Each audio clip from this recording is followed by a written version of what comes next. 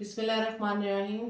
अस्सलाम वालेकुम स्टूडेंट्स, उम्मीद है आप सब लोग ठीक होंगे। आज हम करेंगे DAE mathematic 113 first year annual 2025 paper B करेंगे। ठीक है, क्वेश्चन नंबर 21 से स्टार्ट करेंगे। क्वेश्चन नंबर 21 है हमारे पास, define a cylinder. A cylinder is a solid figure generated by a straight line moving parallel to it original position while its end describe a close figure in a plane. ठीक है, वो हमें कह रहे हैं कि डिफाइन अ सिलेंडर, सिलेंडर को define करें। तो सिलेंडर का वो कह रहे हैं कि सिलेंडर एक सॉलिड फिगर है जो जनरेट करता है एक स्ट्रेट लाइन को। ठीक है, मूव पैरेलल मूव करता है और हमारे पास ओरिजिनल पोजीशन रखता है और ending describe a close figure, और एंडिंग डिस्क्राइब करता है close figure in a plane. अब हम करेंगे 22 क्वेश्चन। 22 क्वेश्चन है, find the cost of digging a well 3 meter in diameter और 24 in deep at the rate of ₹10 per cube. ठीक है, अब हम स्टार्ट करेंगे इसे सॉल्व करने। इसमें हमें क्या क्या दिया हुआ है? इसमें हमें दिया है d दिया है, इक्वल है हमारे पास 3। ठीक है, और क्या दिया हमें? और हमें दिया है इन्होंने हाइट दी है जो हमारे पास 24 मीटर है। उसके बाद क्या किया है इन्होंने? उसके बाद इन्होंने हमें दिया है रेट। ठीक है, रेट क्या है हमारे पास? 10 पर मीटर स्क्वायर। ठीक है, उसके बाद हमने क्या करना है? हमने फार्मूला लिखना है volume by radius square h। अब हमारे पास फार्मूले के लिए ना वॉल्यूम है और ना रेडियस है, पर हमने मालूम तो वॉल्यूम करना है, इसलिए हमें रेडियस पता होना चाहिए। रेडियस मालूम करने का फार्मूला ये है d/2 इक्वल टू d की वैल्यू दी गई है 3 2। अब मैं इसको इसके साथ क्या करूंगी? डिवाइड करूंगी तो आ जाएगा 1.5। ठीक है, अब मैंने पुटिंग करनी है। पुटिंग के लिए क्या करूंगी? पाई क्या है मेरे पास? 22/7 और रेडियस क्या है मेरे पास? 1.5 स्क्वायर और हाइट क्या है? 24। ठीक है, अब मैंने इस सबको करना है, मैं कैलकुलेटर में ये सारे लिख लूंगी, इजीली हो जाएगा मेरे पास। 22/7 मल्टीप्लाई 1.5 स्क्वायर मल्टीप्लाई 24, तो हमारे पास क्या आ जाएगा? हमारे पास आ जाएगा 169.71। ठीक हो गया? अब ये हमारे पास क्या है? वॉल्यूम है। हम क्या मालूम करेंगे? कॉस्ट मालूम करेंगे। कॉस्ट मालूम करने के लिए हम क्या लिखेंगे? Volume multiply by rate. ठीक है, वॉल्यूम का क्या आंसर है हमारे पास? 169.71 को मल्टीप्लाई करेंगे 10 के साथ। जब हम इसको 10 के साथ मल्टीप्लाई करेंगे तो हमारे पास क्या आ जाएगा? हमारे पास आ जाएगा 169.7.14। ठीक हो गया? हमारे पास ये आंसर आ जाएगा। अब हम करेंगे 23 क्वेश्चन। 23 क्वेश्चन है, डिफाइंड अ पैरामाइड। ठीक है, a pyramid is a solid whose base in a plane polygon and the side been triangle that meet in a common vertex. ये हमारे पास पैरामाइड की डेफिनेशन है। अब हम करेंगे 24 क्वेश्चन। उसमें लिखा हुआ है फाइंड द वॉल्यूम ऑफ। हमने वॉल्यूम फाइंड आउट करना है। ठीक है, उसके लिए हमें क्या करना है? हमारे पास क्या क्या चीज है? हमारे पास है एरिया ऑफ द बेस। ठीक है, एरिया ऑफ द बेस है जो हमारे पास क्या है? 15 सेंटीमीटर है और हमारे पास हाइट दी गई है। हाइट क्या है हमारे पास? 15 सेंटीमीटर हाइट भी है। हमने फार्मूला क्या पुट करना है? हमने फार्मूला पुट करना है, फार्मूला है हमारे पास 1/3 area multiply area multiply height.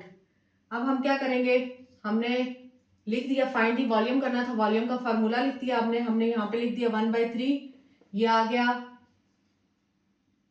Multiply 15 multiply 15। अब 3 1s are 3 5s are। अब हमने क्या करना है? 5 5 15 जार क्या आता है हमारे पास, 5 5 जार 25, 75। तो हमारे पास क्या आंसर आ गया है, 75 सेंटीमीटर क्यूब। अब हम करेंगे 25 question. Write the formula of volume total surface area of a cone. ठीक है, हमने कॉन का और वॉल्यूम निकालना है। ठीक है, उसका क्या है, सरफेस एरिया और कॉन। हमारे पास वॉल्यूम का क्या है, v इक्वल है 1/3 के पाई आर स्क्वायर एच और क्यूब यूनिट। फिर हमारे पास इसका क्या है, क्या कहते हैं, सरफेस एरिया का क्या है, सरफेस एरिया का है हमारे पास pi R L plus pi R square unit. ठीक है, ये हमारे पास दोनों फार्मूलाज हैं, इसको आप याद कर लें। अगर क्वेश्चन आता है तो आप उस क्वेश्चन पे लिख दें, और वैसे अगर आप याद कर लें तो ज्यादा बेहतर है, ये आपको वैसे भी जरूरत है। अब हम करेंगे 26 क्वेश्चन। 26 क्वेश्चन का है, the circumference of base of R 9 centimeter height. Height क्या है हमारे पास, हाइट कितना है वो 9 सेंटीमीटर।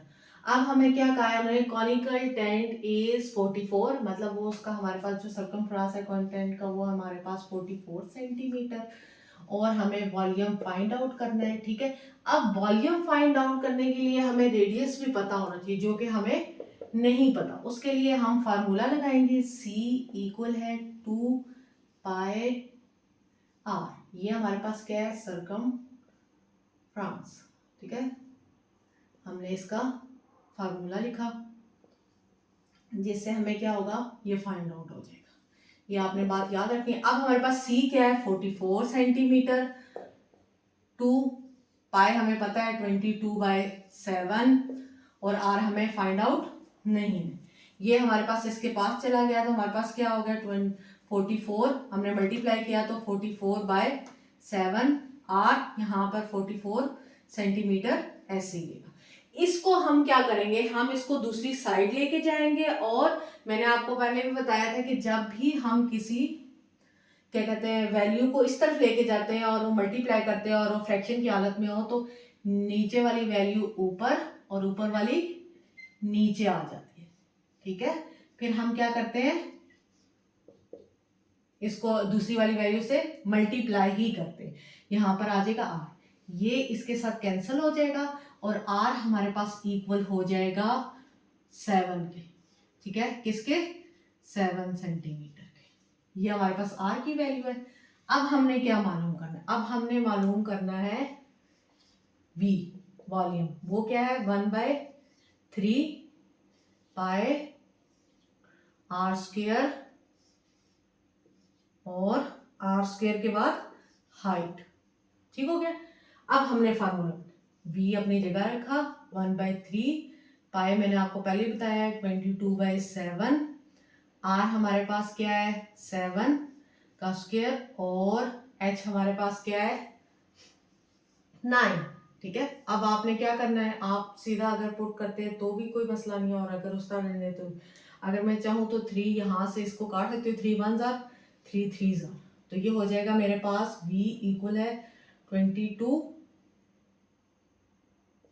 7 49 मल्टीप्लाई 3।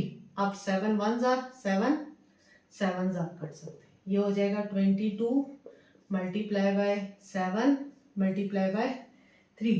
अब मैं इसको मल्टीप्लाई कर दूंगी, 22 मल्टीप्लाई बाय 7 मल्टीप्लाई बाय 3, तो हमारे पास क्या आ जाएगा 4 6। अब हम करेंगे 27 क्वेश्चन, ये लास्ट क्वेश्चन है। इसमें स्फायर और हेमोस्फायर का सिर्फ फार्मूला लिखना है, जो कि मैंने यहाँ पे राइट कर दिया। वो हमारे पास है 4/3 पाई रेडियस क्यूब यूनिट, और फिर हमारे पास हेमोस्फायर का है 2/3 पाई रेडियस क्यूब यूनिट। ठीक है, ये दोनों आप फार्मूलाज याद कर लें।